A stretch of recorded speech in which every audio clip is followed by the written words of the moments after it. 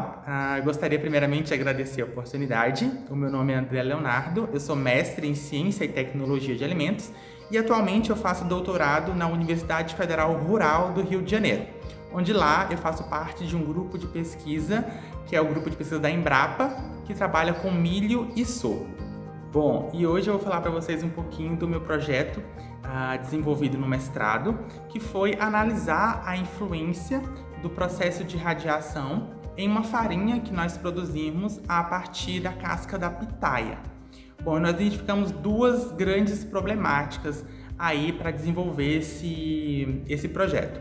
A primeira que foi a questão dos resíduos agroindustriais. A gente entende que o Brasil é um grande produtor nesse mercado, né? O agronegócio brasileiro é muito grande e, consequentemente, a gente tem aí uma grande quantidade de resíduos, né?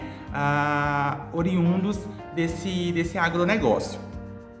Então, o fruto que nós vamos utilizar é a pitaia. Então, ele é um fruto que tem aí uma crescente no mercado. Ele é utilizado principalmente para a fabricação aí de gelados comestíveis, como sorvete, picolés, mas também tem sido grandemente utilizado na fabricação de bebidas, né, como cervejas e licores. E esse grande mercado que vem crescendo com esse fruto, consequentemente, vem gerando resíduos, que é a casca, né? A polpa ela é utilizada para esses produtos, mas a casca acaba sendo jogada fora, né? Virando um resíduo agroindustrial.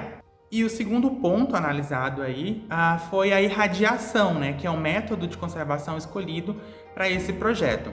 A gente entende aí que a irradiação, ela ainda existe um certo receio, preconceito em utilizar esse processo, né, na conservação de alimentos, devido a um grande fator histórico, que é o caso, por exemplo, de Chernobyl, o caso de Goiânia, né, que mostraram aí o lado negativo desse processo, mas ele também existe lados positivos, né, que nós podemos utilizar a nosso favor, né?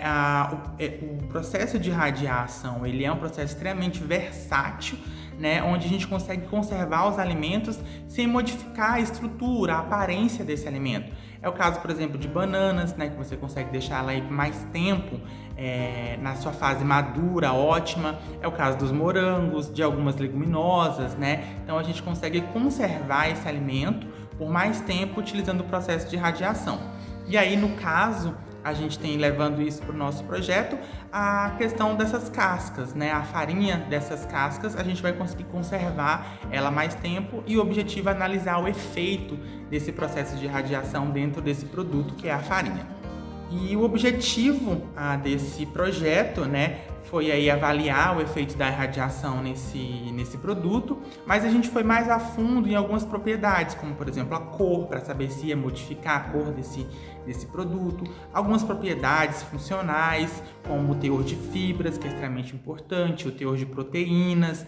A gente analisou também as propriedades tecnológicas para saber se esse produto, né, essa farinha poderia ser utilizada para a fabricação de algum outro produto, como por exemplo pão, biscoitos. E a gente analisou também a capacidade de antioxidante, né? A gente entende que é um mercado muito grande dos antioxidantes, né? Todo mundo quer se sentir jovem por mais tempo e os antioxidantes têm sido muito utilizados nesse setor.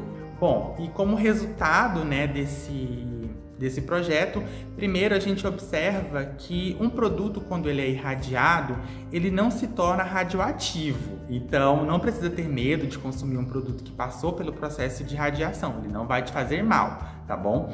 Então, a gente observou que a cor dessa farinha, ela se manteve a mesma, né? As propriedades funcionais, como por exemplo, o teor de proteínas também se manteve o mesmo, não teve alteração nenhuma.